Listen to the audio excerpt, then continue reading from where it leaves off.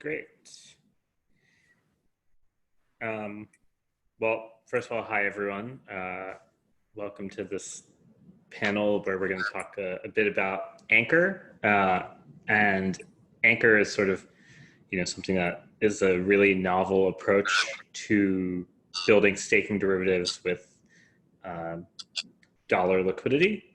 But I think one more interesting thing about it is it kind of bridges the gap between proof of stake and DeFi, and it provides a lot of benefits to many different chains and many different protocols. So we have a bunch of great panelists today. We have Zaki from cosmos.network. We have Jack from Polkadot, and we have Nick from Terra. And I figure let's start with just maybe a brief intro from each of you, and maybe a one-liner of like what brought you into being interested in Anchor. Sure, I can go first. On my screen, I'm in the upper right. So Zaki, Cosmos, I gave a talk on staking derivatives at Interchain Conversation. I'm getting some feedback on someone's computer, possibly mine. Okay, cool. Let me mute myself just to be sure. Sorry. Okay. Cool. Yeah. So or we might edit this. I don't know. Zaki from Iqlusion and Cosmos. Been working on the Cosmos project for a while. Been working on proof of stake for a while. Been working on validators for a while. Iqlusion, we run validators on the Cosmos Hub and Terra. On Selective, we also run a data availability node for Diversify and the Stark DEX. We're slowly expanding the surface area of infrastructure that we run.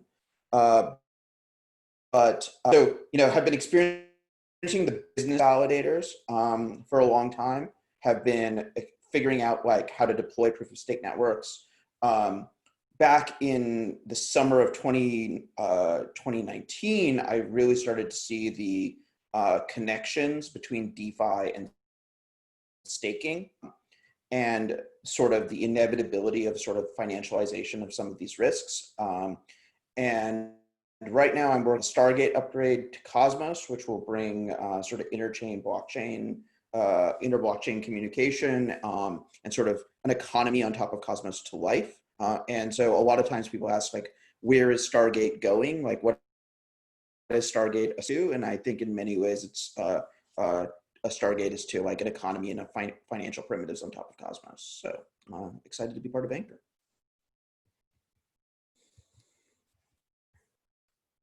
Hey, I'm Jack. I can go next. I work at Web3 Foundation and launching a fund focused on kind of the Polkadot ecosystem called Hypersphere.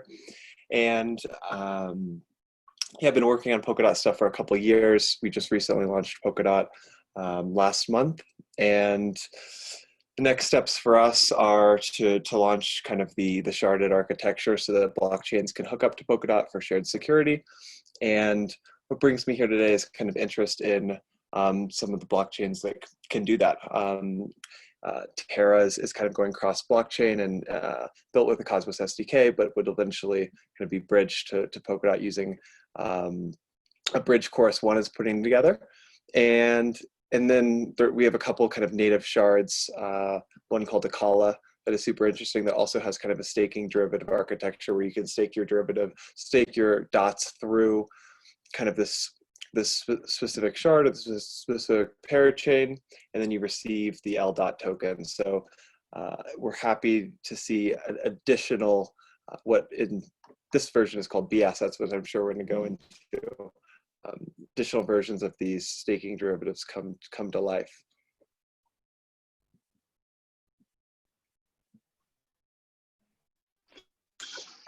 Cool. Yeah, and I'm Nick.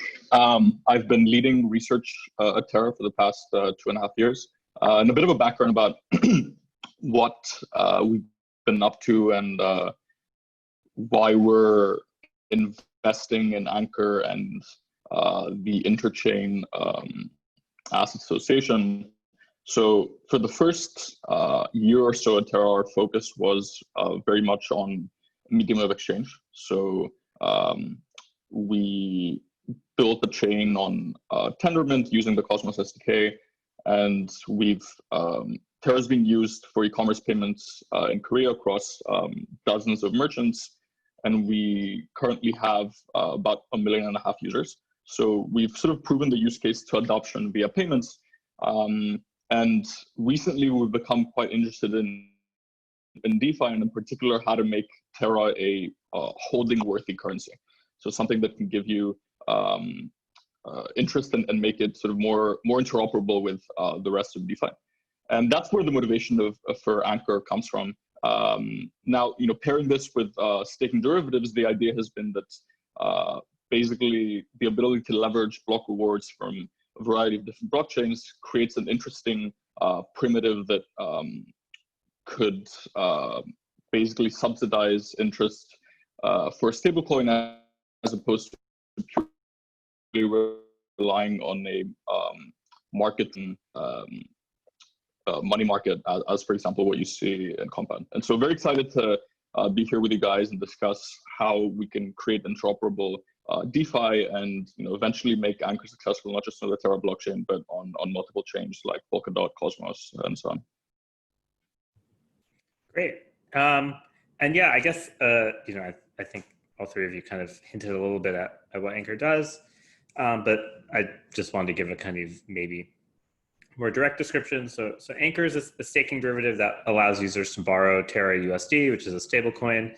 It's an algorithmic stablecoin that uses sort of a combination of a seigniorage-like model and a debt instrument-like model, where the debt instrument is the staking currency. And the staking derivative allows you to borrow against your future expected cash flows, which are your block rewards, from a variety of proof-of-stake currencies. And it's really meant to be like a money market akin to sort of Compound, except instead of borrowing against assets you have right now at a over collateralized rate, you're borrowing against assets you're going to earn in the future. So it's a lot more similar to what exists in trade finance. And so, in that vein, all of you have spent a bunch of time coming at this from different angles. In Zaki's case, running a validator. In Nick's case, building a stablecoin, so there's a natural reason for a money market. And in Jack's case, working through an ecosystem that has many different types of staking derivatives and flavors. So could each of you, in your own words, explain why Anchor excites you? And I know, Nick, you kind of did say this a little bit already, but hopefully you can find something you missed. And how it impacts the projects you're working on, and sort of where it fits in the grand scheme of what you guys are working on. You want to take a stab at this, Jack, or I can? Yeah, absolutely. So from where I kind of spend the most time is in the Polkadot ecosystem. So I can kind of talk about that a little bit more. In Polkadot, it's a proof of stake system, and you stake dots. And we have kind of a more aggressive approach to staking. We use kind of this algorithm called nominated proof of stake. And in that, the unbonding period to get your dots back after you stake them is 28 days. So you go, okay, right, I want to stake 10 dots. And then, 3 weeks later, you decide that you need those dots for whatever reason. It will take you, upon deciding that you need those dots for whatever reason, you kind of click the unbond button, and then a 28-day roughly clock starts. So that's not exactly great UX if you quickly want to get liquidity for whatever reason that you might need the funds for. So what really excites me about the potential for additional staking derivatives are to be able to get that liquidity more quickly. And maybe you also want to keep your tokens staked the whole time. And staking derivatives kind of allow you still to have that liquidity to do whatever you want, whether it's taking advantage of other like opportunities that you have or whatnot. But it's really important that if there are multiple staking derivatives, that at least the ones that are used have liquidity, and that you can people actually accept them. because it's one thing just to get this receipt or this IOU for these these future cash flows, but people actually have to recognize that they are useful. And I think that's, Anchor seems to be taking a right approach here, in that they're doing it across multiple blockchains, hopefully getting network effects from doing that, and then tapping into kind of non-blockchain users. So it seems like Terra's focused on individuals that maybe just have a smartphone, or individuals who maybe are just more used to like a regular savings rate that's maybe, I don't know, 50 basis points or 1%, and you just keep your money in a bank account, and you're used to having like a steady rate of return for a year or 2 years or 5 years or whatever, which you really can't get with many other staking derivatives as far as I know. So that's one of the reasons. Hopefully it attracts more kind of mainstream adoption for that reason, which brings more people into crypto, expands the pie, which is good for, I think, everybody here. So one of the things that I think is probably the most sort of drew my attention to staking derivatives almost, and I think is it appears to me that staking derivatives are essentially in these now.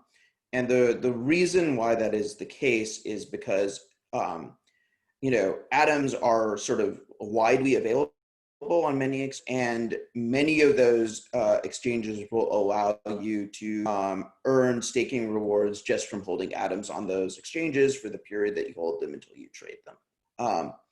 And this basically has turned like a big chunk of the liquid atoms that are out there on exchanges into essentially derivatives. And if you want to have parity between like centralized validator ecosystem, a validator business like Iqlusion, and the sort of user experience and sort of financial model that is available to people who are staking on centralized exchanges, we need to establish some mechanism for sort of centralized staking derivatives to exist. Otherwise, the inevitable sort of financial gravity towards like every proof of stake network being run by 5 exchanges is that much more powerful. And so that's one of the things that I think is perhaps most exciting to me about all of the work that we're doing on staking derivatives, and sort of doing this at the scale that Terra is able to bring, and with the sort of asset that is Terra USD. It makes sort of helps actually sort of solve a bit of the challenges that we've always faced in designing these things, which it's actually quite hard to design because of that need for the asset to be widely recognized to get something as robust as that's like competitive with the way a Binance atom is branded as an atom.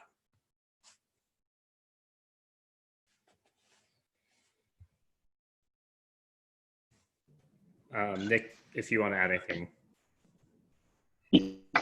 Yeah, I mean, to be honest, I think both Jack and Zaki did an excellent job at pitching both, why staking derivatives are interesting and Anchor in particular. So there isn't that much for me to add. I'll say a couple of things. So one is adding a bit to what Jack said. Our focus very much is on making Anchor a very intuitive and predictable product for retail investors to potentially have very little, if not any,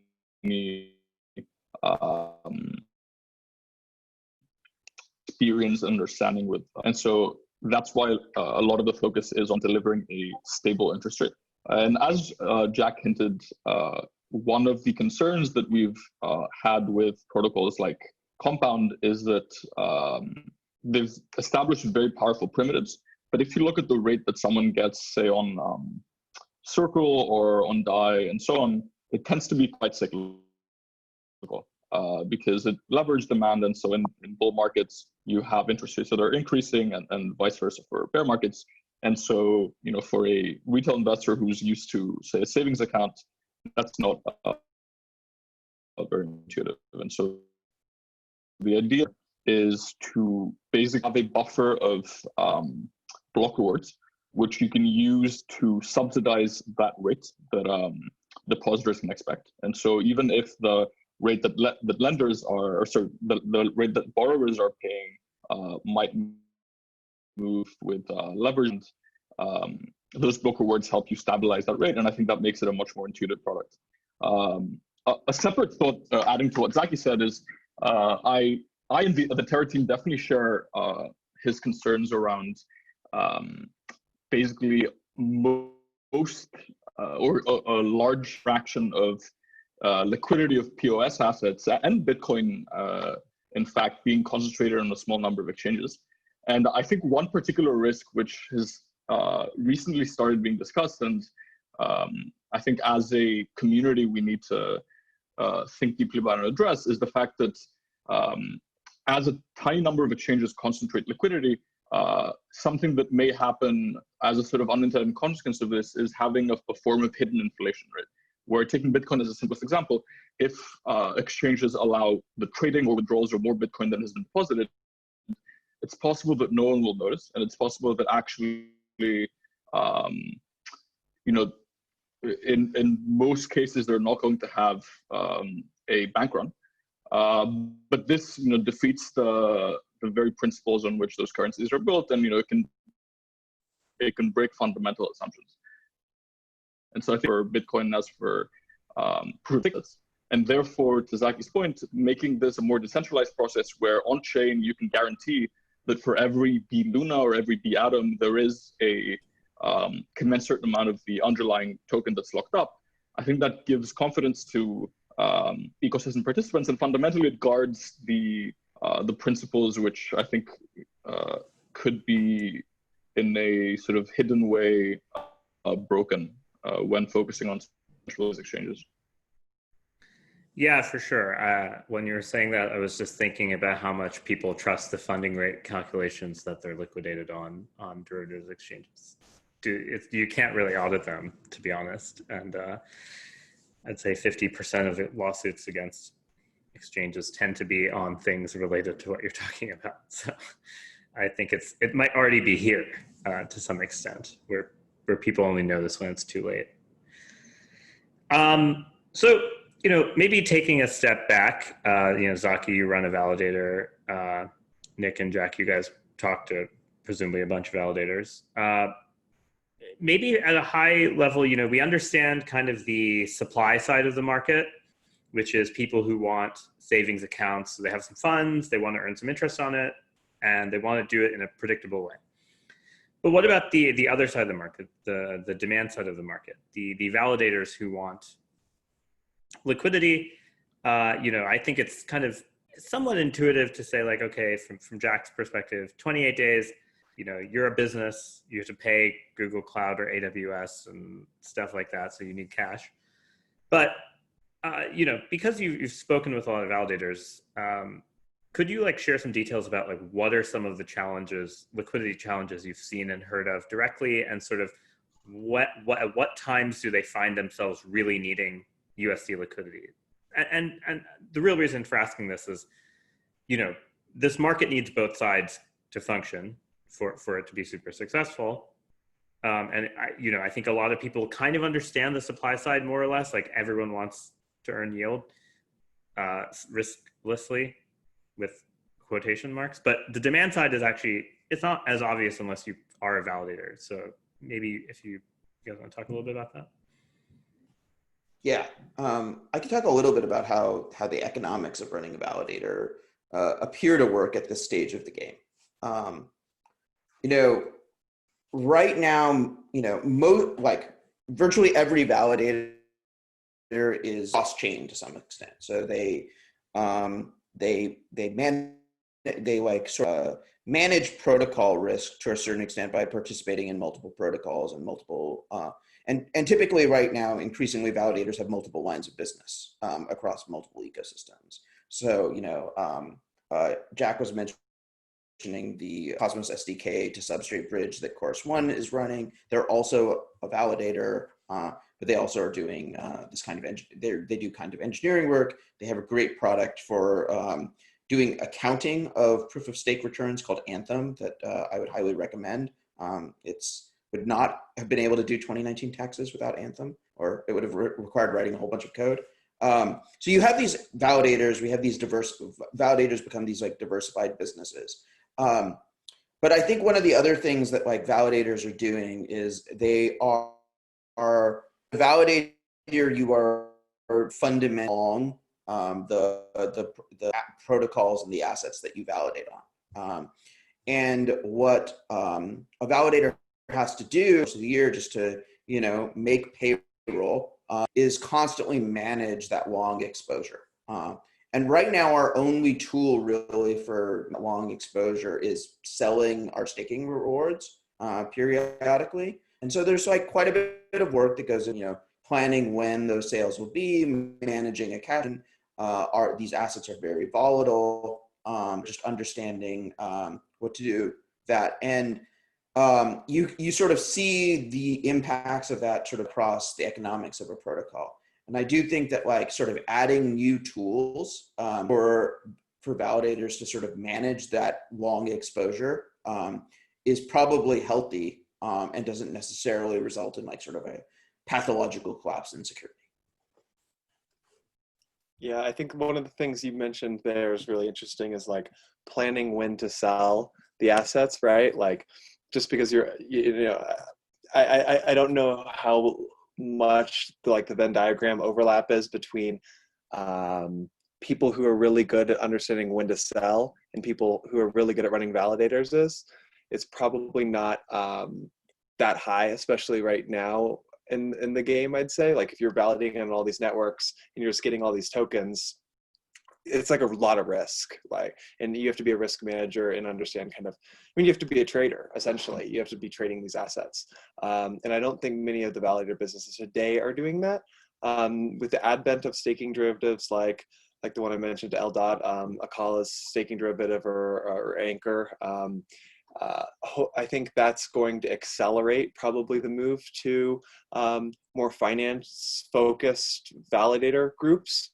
But we're starting to see like many groups came, to Zaki's point, many groups came and said, hey, we're going to be a validator. Like this is our business. This is how we add value to the ecosystem.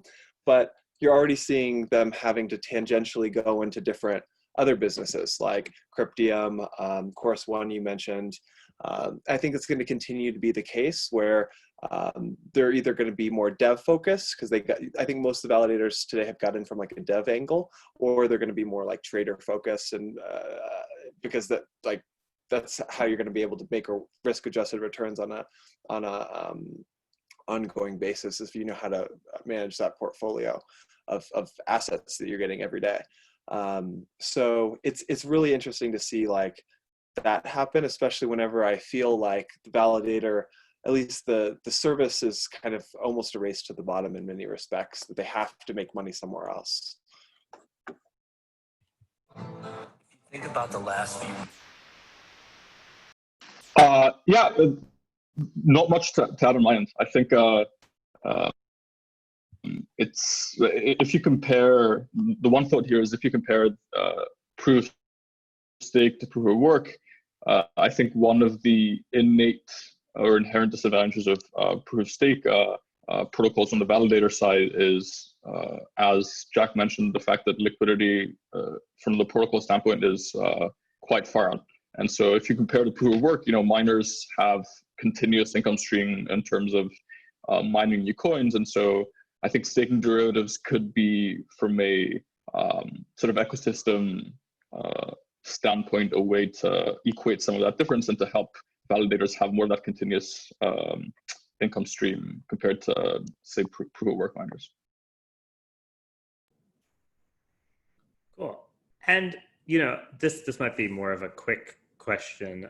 And to Jack's point, I think I had been on this podcast with a bunch of proof of stake people saying exactly the same thing, which is the first generation of validators are probably all going to die, and but the second generation is going to be a bunch of trading firms, kind of very similar to how electronic markets evolved in the late 90s, where like a bunch of the people who built exchanges died, but then a lot of HFT firms turned into exchanges, and BATS being the primary example, and some of the Dutch Bourse now. But I think that's a very poignant observation that's happened multiple times in history, and so it's kind of interesting to see the analogy kind of come full form.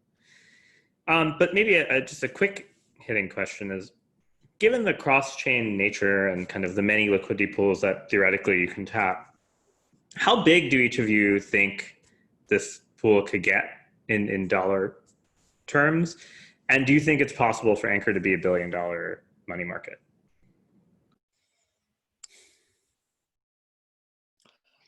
I have no idea, to be honest.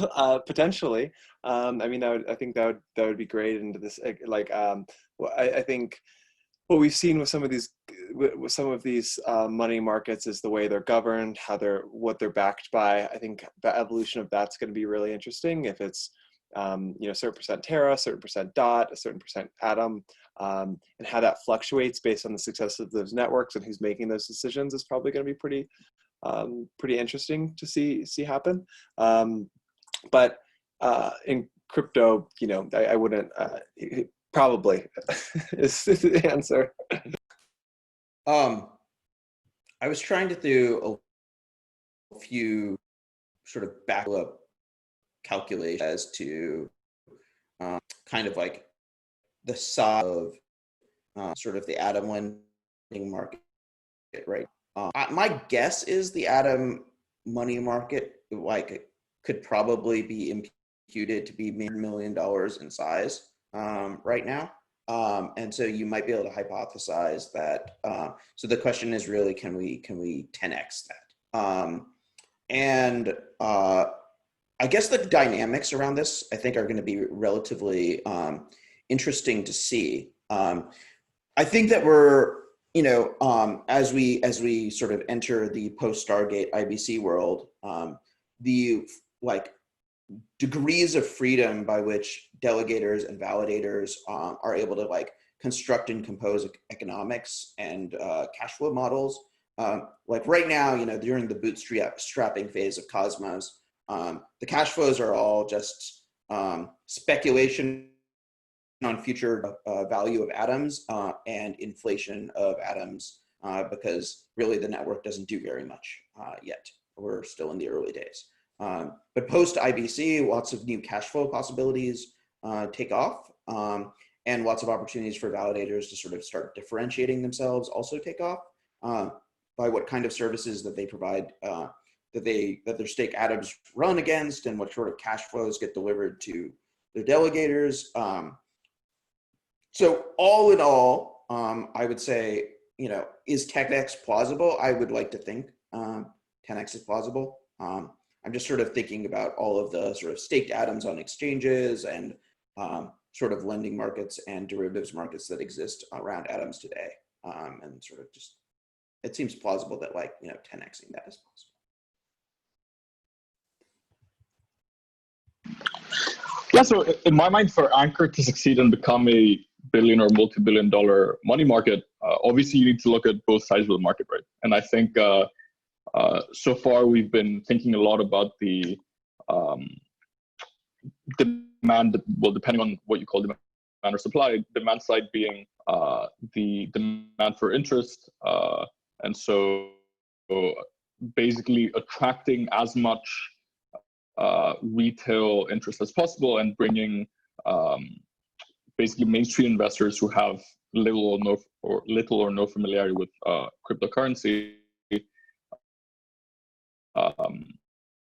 having them invest of their product like this, I think is basically the path to a multi-billion dollar demand side. And then of course on the supply side, for those two to be in balance, I think the key is working with guys like Zaki, like Jack, and other proof of stake protocols in order to be able to pool that cross-chain liquidity and to make Anchor a compelling product for validators across chains to gain liquidity. And I think it's the solution sort of lies in the intersection of those two in order to scale to multi-billion dollar.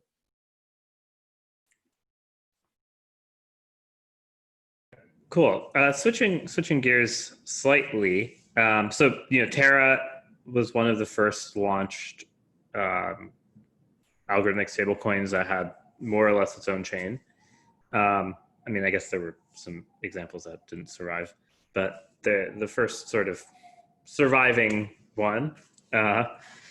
And, you know, congratulations, of course. But one question kind of related to this is, you know, you're building this staking money market around an algorithmic stablecoin. And so what are the things that are uniquely enabled by having an algorithmic stablecoin as the base of your money market versus sort of a custodial Circle style stablecoin? And there's a sort of a corollary question. Do you expect custodial stablecoins to somehow still be necessary? Kind of what's kind of their role in this, if any? Maybe I can take a first stab here. So it's definitely an interesting question. And I think perhaps starting with the second piece, I think custodial stablecoins are obviously the sort of more intuitive and easiest way with which stablecoins came into existence. So, you know, with Tether, I think everyone has had concerns, but the fact that they've been able to establish this network effect, you know, they've been around for many years.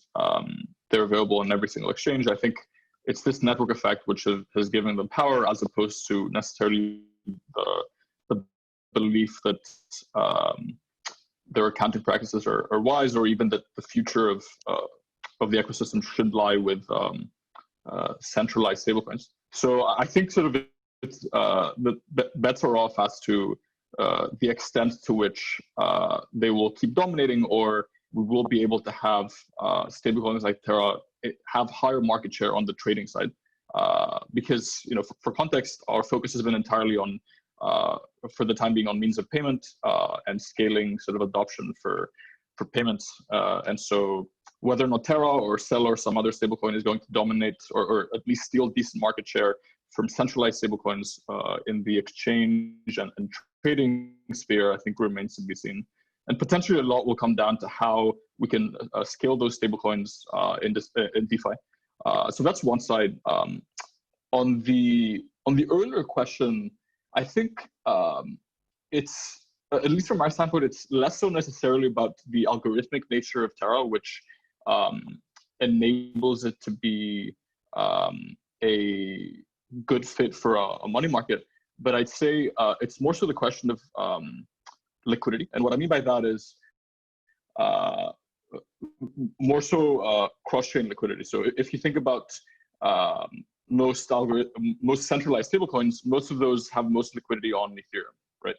And Ethereum has no native proof of stake asset. And so in that sense, having an anchor like money market on Ethereum is would be quite challenging, right? And basically, you know, I think the advantage here is that if you look at the something like the Terra chain, the fact that you have a native PoS asset as well as a stablecoin makes it much more straightforward to basically bootstrap the system with Luna as the initial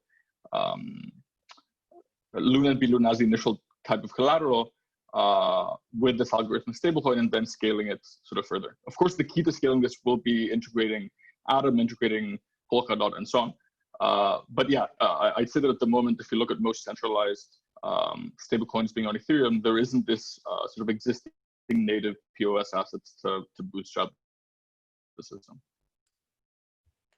Yeah, I'd say the second question, Tarun, I'd be curious what your take is on this. It sounds like you might have something in mind, but I mean, for my part, as far as like the network effects question and what stablecoins are used for, there's a plethora of stablecoins, obviously, and they're all coming at it from different angles. Like Nick just mentioned, kind of the payments angle, and Cell is kind of more open finance, and there's DeFi like stable coins that I'd argue kind of like Maker DAO might be, or in our ecosystem like Akala.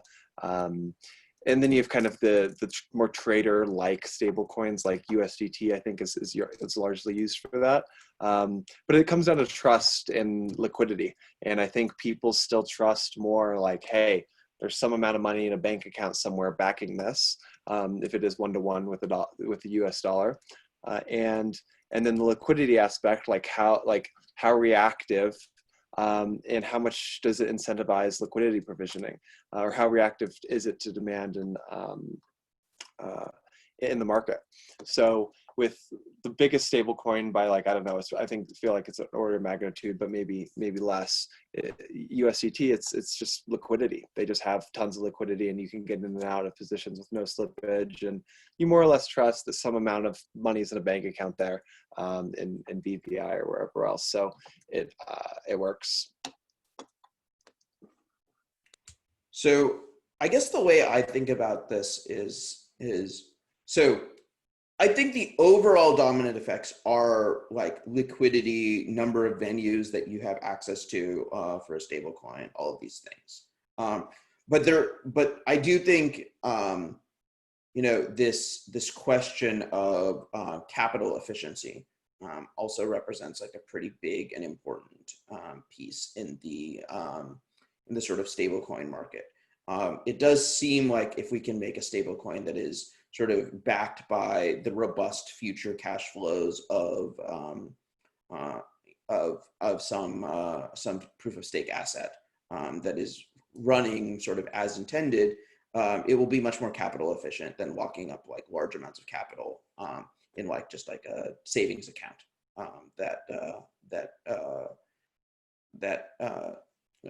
in a bank account the way USDC works. And so there's that. And I guess what's sort of interesting and exciting about Terra to me is like they're one of the first projects to really start experimenting with this architecture. Great. So we're actually running pretty close to end of our time. So I'm going to try to basically conclude with one question, kind of an overall risk question, asking about the risks that users are taking, because obviously there's no free lunch in these capital efficiency types of things. And I think the last thing is maybe to say something about the Interchain Asset Association, which all three of you are a part of. So, I think I've spent a bunch of time personally thinking about this and writing kind of this paper with Alex Evans on how to try to quantify risk and try to measure whether things are capital efficient or whether there's inequality in systems that have staking derivatives. But when you're building these systems, you have to think about the users who maybe let's pretend they're comfortable using Maker or Compound, which is not, even then that's a very select set of users who are comfortable understanding when they get liquidated, under what conditions kind of they need to move their assets or go top up their collateral. In the staking derivative world, it's even much more complicated. You have the intertwining of price action with future cash flow changes due to getting slashed, due to other conditions that are related to correct participation in these networks. So how do you make the UX of risk palatable to the end user? Because I think this is one of the reasons Compound has grown so much, is that they have figured out a much simpler UX than Maker and other participants for sort of at least kind of managing your risk. So, how do you guys think about it, both from the validator and like the savings account holder perspective?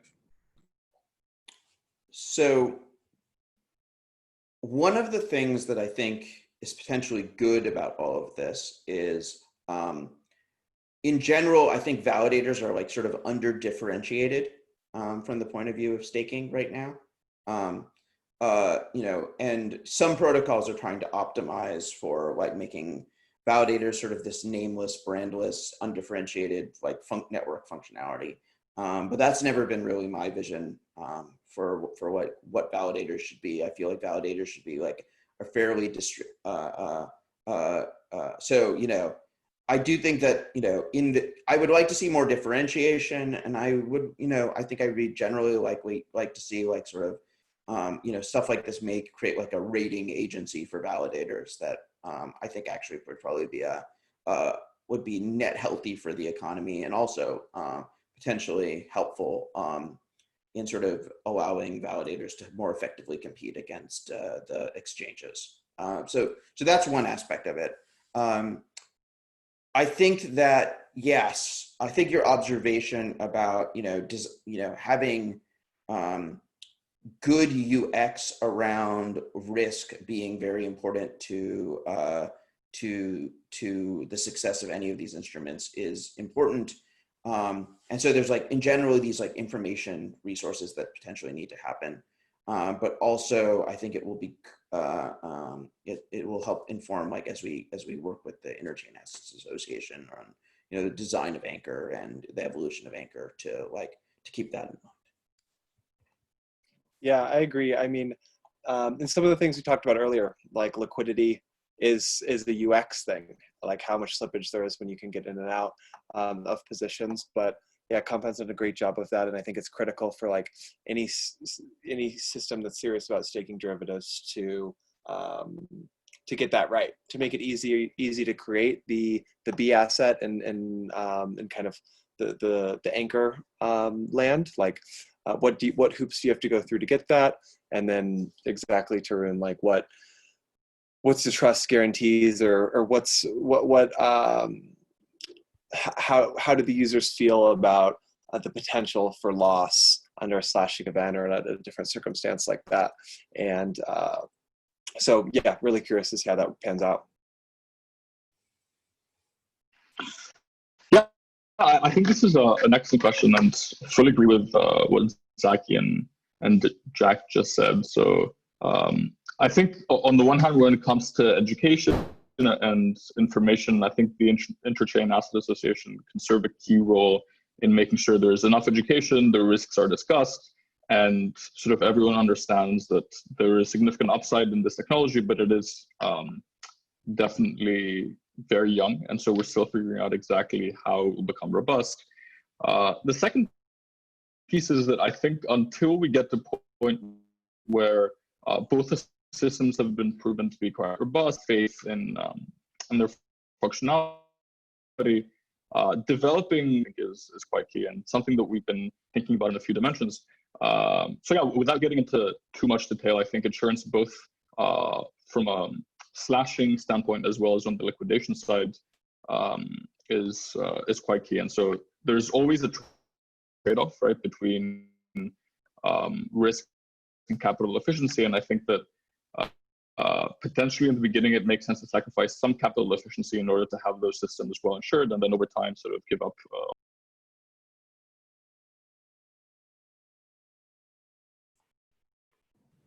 Yeah, definitely.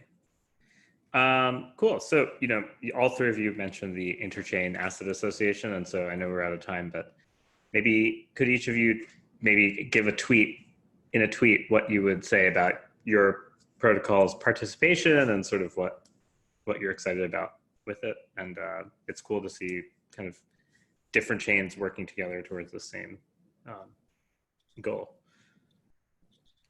I would say that generally, I think like very much on the top of mind for Cosmos, for Atom holders, is really now that, like, you know, we're on the verge of having an interchain, like the interchain that we imagined when we started working on Cosmos, and with things like Polkadot launching, starting to figure out what is the role of atoms in this ecosystem, and so that's a big part of why I'm like sort of participating in the Interchain Asset Association, is to you know, eventually find is to start working on this process of comparative advantage for the Atom token and like what it does in a world of many blockchains.